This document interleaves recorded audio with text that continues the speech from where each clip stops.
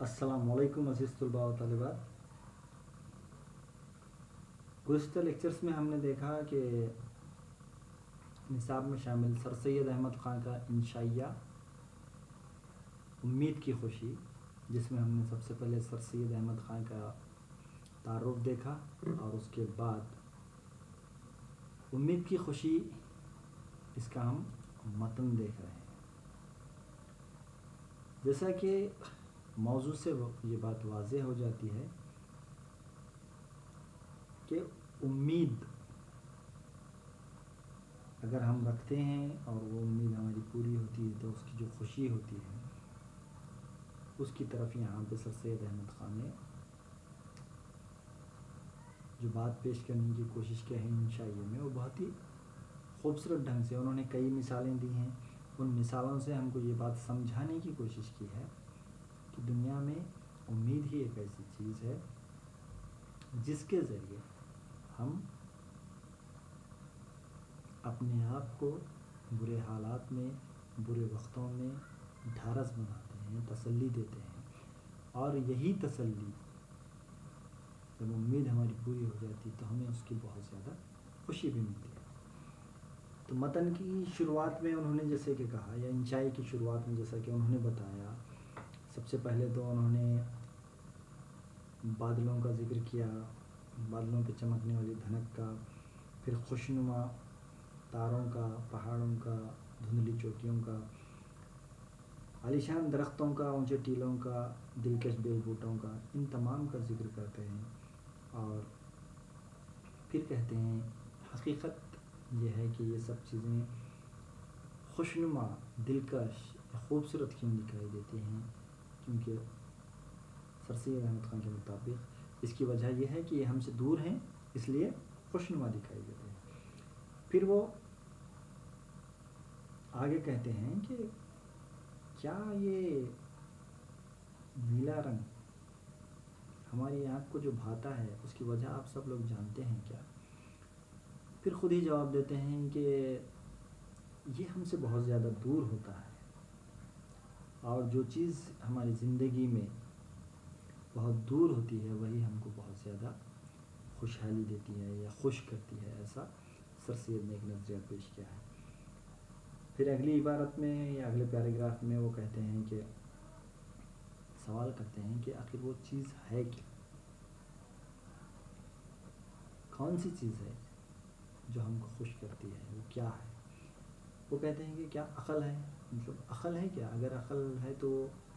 جو جس کو ہم سب سے اعلیٰ یا سب سے اونچے سمجھتے ہیں، کیا وہ ہے جس کی وجہ سے ہم کو خوشی ملتی ہے؟ کیا وہ ہم کو آئندہ کی خوشی کا یقین عقل آئندہ کی خوشی کا یقین دلا سکتی ہے کیا؟ پھر سوال کرتے ہیں، پھر خود ہی جواب دیتے ہیں کہ نہیں، ہرگز نہیں، عقل ہم کو آئندہ کی خوشی کا یقین نہیں دلا سکتی یا ہم کو خوش نہیں کر سکتی آئندہ کے لیے۔ اور پھر کہتے ہیں کہ عقل کا جو میدان ہے وہ نہایت ہی تنگ میدان ہے، بڑی دوڑ دھوپ کرے تو ہم نیچر تک، یعنی کہ ہماری سوچ سمجھ اس میں بہت زیادہ محنت کرتے ہیں تو ہم کو صرف یہ بات سمجھ میں آتی ہے کہ نیچر تک تو اس کی رسائی ہے، لیکن جو سب کے سامنے ہے وہاں تک ہی اس کی رسائی ہے۔ پھر ان سب سوالات کے بعد وہ اپنے اصل مدعا پہ آتے ہیں، جس عنوان کے تحت انہوں نے انشائیہ لکھا ہے اس کی طرف۔ وہ کہتے ہیں کہ او نورانی چہرے والی یقین کی خوبصورت بیٹی امید، وہ کہتے ہیں مخاطب ہو رہے ہیں امید سے کہ او نورانی چہرے والی یقین کی بیٹی، اکلوتی بیٹی، یقین کی اکلوتی بیٹی کیا ہے؟ امید ہے۔ یہ ان الفاظ کا جو انتخاب ہے اس سے ہم سمجھ سکتے ہیں کہ سر سید احمد خان الفاظ کو چننے میں کتنے ماہر تھے، آسان لفظوں میں اور خوبصورت ڈھنگ سے انہوں نے اس بات کو یہاں پہ پیش کیا۔ کیا کہا ہے انہوں نے؟ نورانی چہرے والی بھی کہا ہے، یقین کی اکلوتی خوبصورت بیٹی کہا ہے امید کو۔ پھر وہ کہتے ہیں کہ خدائی روشنی تیرے سے ہی ساتھ ہے، یعنی کہ قدرت کی جو روشنی ملتی ہے وہ صرف امید پر ہی ملتی ہے۔ مصیبتوں میں تسلی تیری ہی وجہ سے ملتی ہے، آڑے وقتوں میں ہم کو مدد تجھی سے ملتی ہے، اور تیری ہی بدولت نہایت دور دراز خوشیاں ہم کو نہایت پاس نظر آتی ہیں۔ اور اس کے ساتھ ساتھ پھر آگے کہہ رہے ہیں کہ وہ مشکل گھاٹیاں زندگی کی جو ہیں تیرے ہی سہارے کرتی ہیں، اور خوابیدہ خیال بھی جو جاگتے ہیں وہ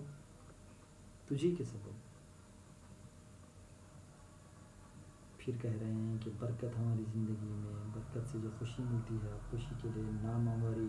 نامآوری کے لیے بہادری، اور بہادری کے لیے فیاضی کے لیے محبت کے لیے نیکی، اور نیکی کے لیے تیار۔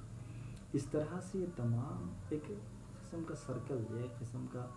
دائرہ تیار کر کے وہ بتانا چاہ رہے ہیں کہ امید کی وجہ سے یہ سب چیزیں ہم کو مل سکتی ہیں، اور امید ہی نہیں ہے تو یہ سب کی سب تمام چیزیں بے معنی ہو جاتی ہیں۔ پھر امید پر اظہار خیال کرتے ہیں وہ سر سید احمد خان آگے کہتے ہیں کہ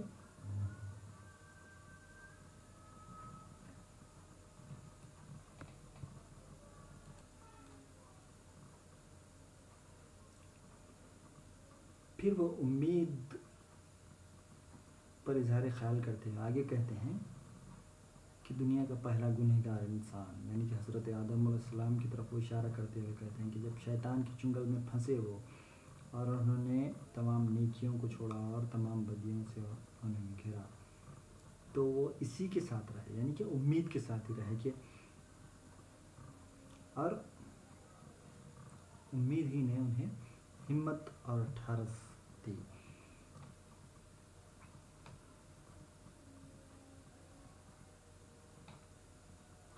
اور اسی امید کے نتیجے میں انہیں اللہ نے اعلیٰ درجے پر پہنچایا، جہاں فرشتوں نے سب سجدہ کیا۔ اور پھر آگے وہ کہہ رہے ہیں کہ اس نیک نبی کو جس نے سینکڑوں برس اپنی قوم کے ہاتھ سے مصیبت اٹھائی اور مار پیٹ سہی، تیرا ہی خوبصورت چہرہ تسلی دینے والا تھا۔ پھر اور اس پر اپنے خیالات پیش کرتے ہوئے وہ کہہ رہے ہیں کہ نیک نبی، ویسے تو سبھی نبی نیک ہوتے ہیں، لیکن یہاں پہ حضرت محمد صلی اللہ علیہ وسلم کی طرف وہ اشارہ کرتے ہوئے کہہ رہے ہیں کہ ان پر بہت سارے لوگ ظلم ڈھاتے رہے، لیکن اس کے باوجود بھی وہ اللہ کی ذات سے نا امید نہیں ہوئے، اور ان کا یقین تھا یا ان کو یہ امید تھی کہ اللہ ان کو کامیاب کرے گا۔ پھر نوح علیہ السلام کی طرف بھی یہاں پہ اشارہ کرتے ہوئے وہ دکھائی دیتے ہیں، طوفان میں کشتی، جس طرح سے تمام لوگ بھروسے سے کشتی میں سوار ہو جاتے ہیں، لیکن کچھ لوگ سوار نہیں ہوتے ہیں، اور کشتی اس طوفان میں بھی کنارے کو پہنچ جاتی ہے، یہ امید ہی کی وجہ سے۔ پھر جودھی پہاڑ کا مبارک چوٹی کو عزت دینا، زیتون کی ہری ٹہنی کو وفادار کبوتر کی چونچ میں بسل کے پیغام کی طرح پہنچی، یہ تمام کے تمام واقعات سے وہ یہی بات سمجھانے کی کوشش کر رہے ہیں کہ ان سب کو جو کامیابی ملی ہے وہ صرف اور صرف امید ہی کی وجہ سے ملی ہے۔ پھر اگلے حصے میں وہ انشائی کے کہہ رہے ہیں کہ آسمانوں کی روشنی اور اے ناامید دلوں کو تسلی امید ہے، اور تیری ہی سرسبز و شاداب باغ جس سے ہر ایک محنت کا پھل ملتا ہے، اور تیرے ہی پاس ہر دور کی دوا ہے، تجھی سے ہر ایک رنج میں آسودگی ہے، عقل کے درمیان جنگلوں میں بھٹکتے بھٹکتے تھکا ہوا مسافر تیرے ہی گھنے باغ کے سرسبز درختوں کے سائے کو ڈھونڈتا ہے، وہاں کی ٹھنڈی ہوا، خوش الحان جانوروں کے راگ، بہتی نہروں کی لہریں اس کے دل کو راحت دیتی ہیں، اس کے مرے ہوئے خیالات کو پھر زندہ کرتی ہیں، تمام فکریں دل سے دور ہوتی ہیں، اور دور دراز زمانے کی خیالی خوشیاں سب موجود ہوتی ہیں۔ اب یہاں پہ بھی انہوں نے یہی بات بتانے کی کوشش کی ہے کہ مختلف حالات اور کیفیات میں اگر ہم مشکلوں میں خاص طور پر امید قائم رکھتے ہیں تو دور دراز زمانے کی خیالی خوشیاں ہم کو آج ہی ہمیں مل رہی ہیں ایسا محسوس ہونے لگ جاتا ہے۔ پھر اگلے حصے میں کہہ رہے ہیں کہ دیکھ نادان بے بس بچہ گہوارے میں ہوتا ہے، اس کی مصیبت زدہ ماں اپنے دھندے میں لگی ہوئی ہے، اس گہوارے کی ڈوری کو ہلاتی ہے۔ پھر ایک نادان بچے کا وہ یہاں پہ ذکر کرتے ہیں، اور اس کو وہ جو لوری سناتی ہے، اس لوری کے ذریعے انہوں نے اس بات کو سر سید احمد خان نے واضح کرنے کی کوشش کی ہے کہ جو بچہ معصوم ہے، چھوٹا ہے، نادان ہے، اس کو ماں کس طرح سے آئندہ آنے والے دنوں کے لیے وہ ایک اپنی امید سمجھ کر مختلف القاب سے یا مختلف قسم کی چیزوں سے اس کو ایک امید جگانے والی چیز کون دکھاتا ہے، وہ چھوٹا سا بچہ، اور اسی کو وہ لوری کے ذریعے یہاں پہ سمجھانے کی اور پیش کرنے کی کوشش کرتے ہیں۔ مختلف چیزوں کے ذریعے وہ یہ بات واضح کرنے کی کوشش کر رہے ہیں کہ امید پر دنیا قائم ہے۔ اب اگلے حصے میں وہ کیا کہہ رہے ہیں دیکھتے ہیں۔ یہ امید کی خوشیاں ماں کو اس وقت تھیں جب کہ بچہ گونگا بھی نہیں کر سکتا تھا۔ اب ماں اس معصوم یا نادان بچے سے اس وقت امید کر رہی ہے جب بچے کو تو کوئی چیز کی سمجھ ہی نہیں ہے، وہ گونگا بھی اپنے زبان سے نہیں کر سکتا، یعنی کہ گونگا کرتا ہے لیکن اس کو معلوم نہیں کہ وہ گونگا کیوں کر رہا ہے۔ مگر جب وہ ذرا بڑا ہوا اور معصوم ہنسی سے اپنی ماں کے دل کو شاد کر رہے گا اور اماں اماں کہنا سیکھا، اس کی پیاری آواز ادھورے لفظوں میں ان کی ماں کی کان میں پہنچے گی۔ تو جو بچہ گونگا بھی نہیں کر سکتا، لیکن جب معصوم بچہ تھوڑا سا بڑا ہوتا ہے اور ماں کو اماں اماں کہنا سیکھ لیتا ہے تو ماں کے دل کو بہت زیادہ خوشی پہنچتی ہے، اور اس کے ادھورے لفظوں میں ان کی ماں کے کان میں جو پیاری آواز ماں اماں اماں کی پہنچتی ہے اس کو بہت زیادہ سکون ملتا ہے۔ آنسوں سے اپنی ماں کی آتش محبت کو بھڑکانے کے قابل ہوا، پھر مکتب سے اس کو سروکار پڑا، رات کو اپنی ماں کے سامنے دن کا پڑھا ہوا سبق غمزدہ دل سے سننے لگا، اور جب کہ وہ تاروں کی چھاؤں میں اٹھ کر ہاتھ منہ دھو کر اپنے ماں باپ کے ساتھ صبح کی نماز میں کھڑا ہونے لگا اور اپنے بے گناہ زبان سے بے ریا خیال سے خدا کا نام پکارنے لگا، تو امید کی خوشیاں اور کس قدر زیادہ ہو گئیں۔ اب امید سے خوشیاں کس طرح ملتی ہیں اس کی طرف یہاں پہ سر سید احمد خان نے اشارہ کیا ہے۔ جو معصوم بچہ ہے جو گونگا نہیں کر سکتا، وہ جب بڑا ہوتا ہے اماں اماں کہتا ہے اس وقت خوشی ہوتی ہے، پھر تھوڑا بڑا ہوتا ہے مکتب جانا شروع کرتا ہے، پھر دن کا سبق اپنی ماں کو سناتا ہے، اور پھر غمزدہ دل سے اتاروں کی چھاؤں میں اٹھ کر ہاتھ منہ دھو کر اپنے ماں باپ کے ساتھ صبح کی نماز میں بھی کھڑا ہو جاتا ہے، اور بے گناہ زبان سے بے ریا خیال سے خدا کا نام پکارنے لگتا ہے، تو امید کی خوشیاں کس قدر زیادہ ہو جاتی ہیں۔ یعنی کہ بچہ تھوڑا تھوڑا سا بڑا ہوتے جا رہا ہے، اور جو ماں اپنے بچے کو لوری کے درمیان جس امید سے وہ مخاطب کرتی ہے اس کو وہ خوشیاں ملتی دکھائی دیتی ہیں، یعنی کہ اس نے جو امید کی تھی اس کی خوشیاں ملتی دکھائی دے رہی ہیں، اور اسی سے اس کو بہت زیادہ خوشی ملتی ہے۔ اس کے ماں باپ اس کے معصوم سینے سے سچی ہمدردی دیکھ کر کتنے خوش ہوتے ہیں۔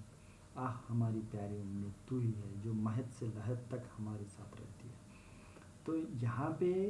سر سید احمد خان کا کہنا ہے کہ معصوم بچہ جب ماں باپ سے تھوڑی بھی ہمدردی کرتا ہے تو انہیں بہت زیادہ خوشی ملتی ہے۔ تو وہ کہہ رہے ہیں کہ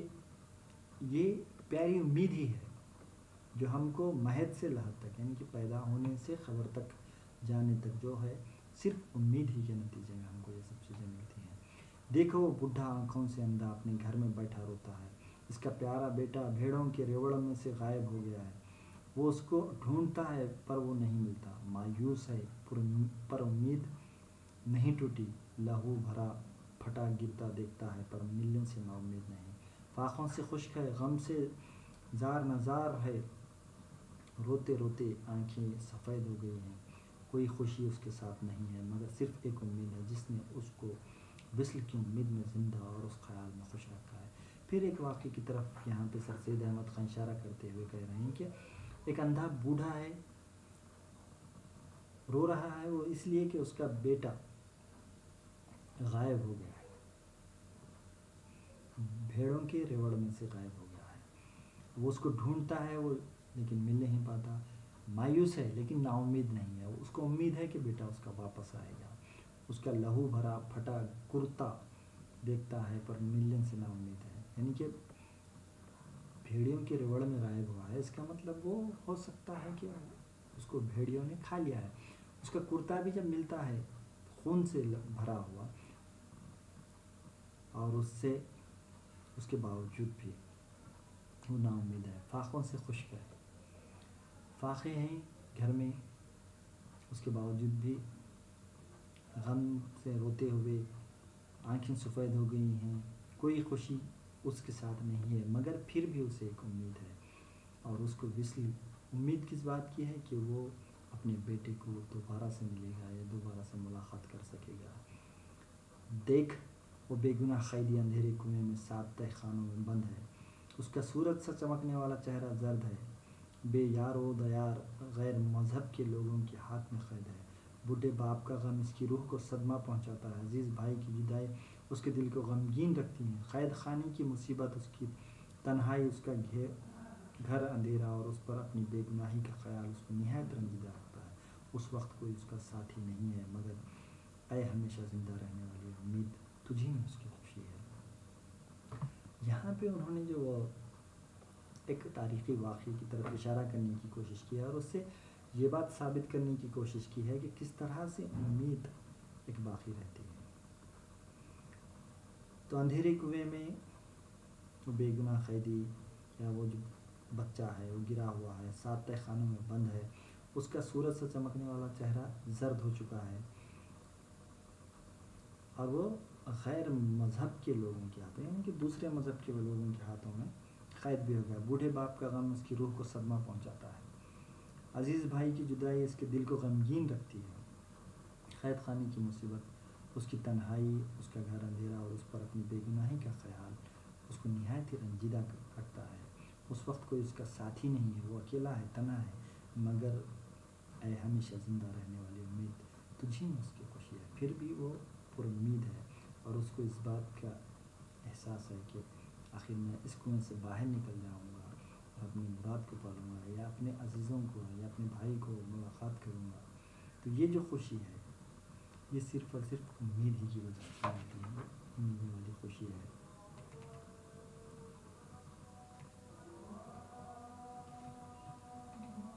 شکریہ۔